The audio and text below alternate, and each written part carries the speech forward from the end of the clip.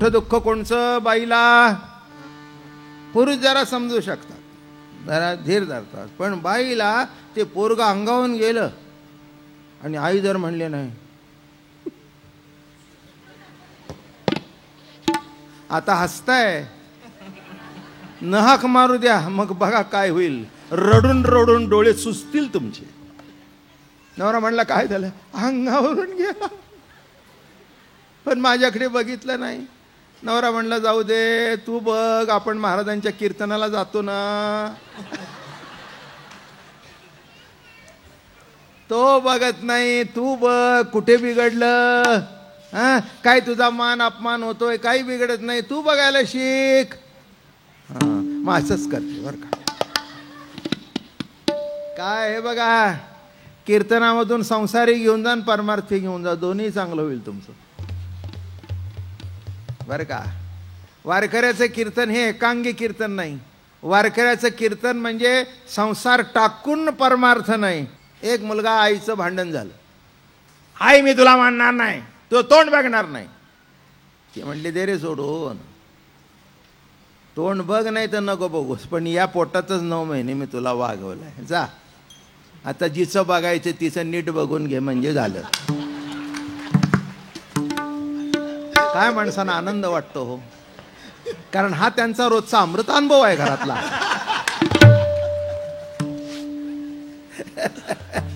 नको बघायचं तर नको बघूस, पण एक लक्षात ठेव, तिचं तरी नीट बघ.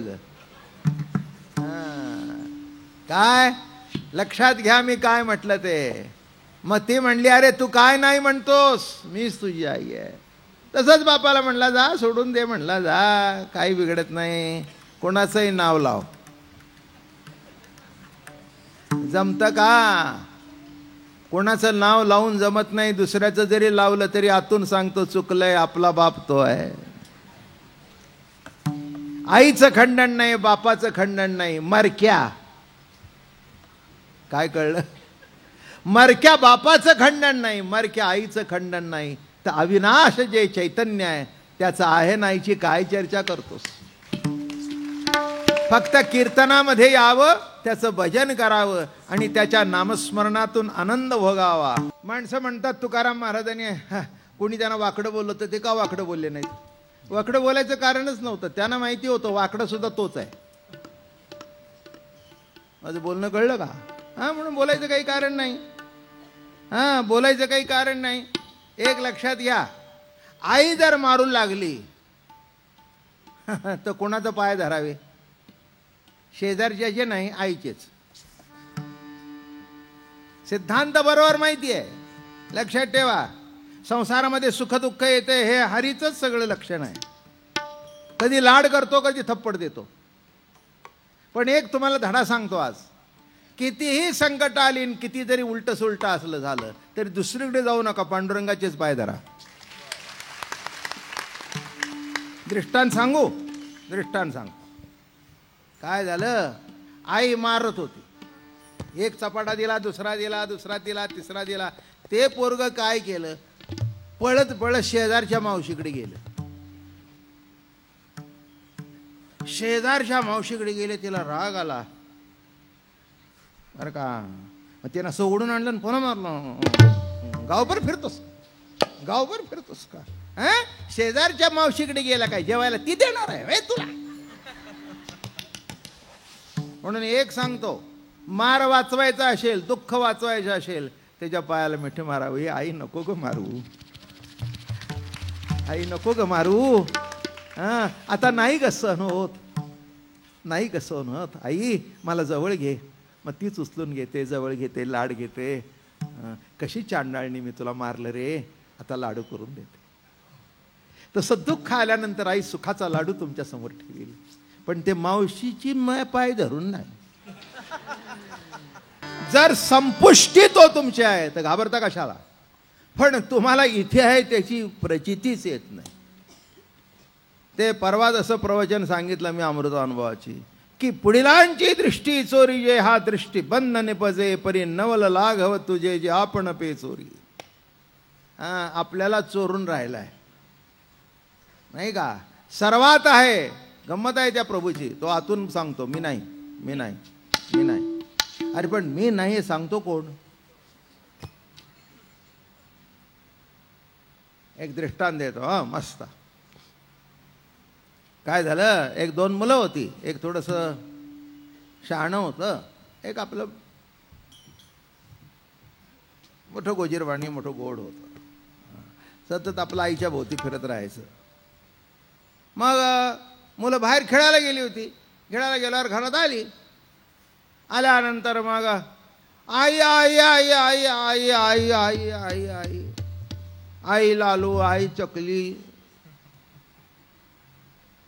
मग कोपऱ्यातून आई म्हणाली, बाळानो तुमची आई घरात नाही, आई आल्यावर या. थोरला शहाणा होता, शाळेत जाऊन शिकला होता. तर शब्दाचा अर्थ केला. तो म्हणला, बाळू बाहेर चल, आई आपली बाहेर गेली आहे. पण धाकटा होता ना, तो काय म्हणला माहितीये का वाटेल, आले पण म्हणले दादा आई बाहेर गेली हे म्हणतो कोण? आले म्हणले तो शब्द आपल्या आईचाच आहे, जिथून येतो तिथेच चल. आई आली नाही, उचलून घेतली माझ्या सोन्या, माझा गोण्या, माझा सपेटीचा लाटा, माझा कणकीचा गोळा. हे आमचे सातारी शब्द आहेत. माझा रागू, माझा लाडू, माझा पोपट. काय त्याला अर्थ आहे का? तसं आपल्या सातारा भागामध्ये त्या बायका, आता त्या सपेटी माहिती असते ना, त्या सपेटीचा लाटा, कणकीचा गोळा. मी एका बाईला म्हणले याचा अर्थ काय? ते म्हणले बाबा महाराज याचे अर्थ विचारायचे नसलं, याचा अर्थ दाखवायचा असेल तर छाती फाडून दाखवावं लागेल. याचा अर्थ प्रेम. याचा अर्थ काय? प्रेम. अजून एक लक्षात घ्या, त्याला काय हाक मारावं प्रेमात हे कळलं नाही, म्हणून तिच्या व्यवहारातले रोजचे शब्द वापरात आणले. त्या बाईला काय माहिती सपेटीचा लाटा. नोकरी करणारी बाई असली तर ती म्हणली असती माझी फाईल.